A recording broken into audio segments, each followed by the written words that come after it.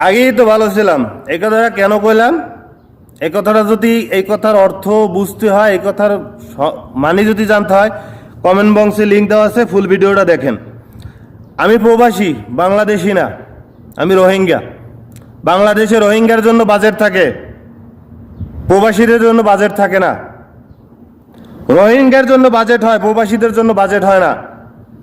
প্রবাসীদের জন্য বাজেট হয় বছরে একটা মোবাইল নিতে পারবো, নতুন মোবাইল একটা প্রবাসী বছরে একটা নতুন মোবাইল নিতে পারবো একটা প্রবাসী। আর 117 গ্রাম স্বর্ণ নিতে পারবে বছরে। প্রবাসীরা কি স্বর্ণ পাচার করতে সৌদি আরব আসে বা বিভিন্ন মিডল ইস্টের কান্ট্রিতে যায়? প্রবাসীরা স্বর্ণ পাচার করতে? এগুলো স্বর্ণ চোরা চালানিতে বলবেন। প্রবাসীরা রেমিটেন্স ফাইটার বলা হয়, কিন্তু এরা রেমিটেন্স ফাইটার না, এদের কোনো মূল্যায়ন করা হয় না, এরা কামলা। এদের জন্য সংসদে বা কোনো সরকারের কাছে কোনো বাজেট থাকে না। বাজেট থাকে রোহিঙ্গার জন্য, প্রবাসীদের জন্য না। ফুল ভিডিওটা দেখতে কমেন্টস বক্সে চেক করুন, কমেন্টসে ফার্স্ট কমেন্টসে লিঙ্ক দেওয়া আছে।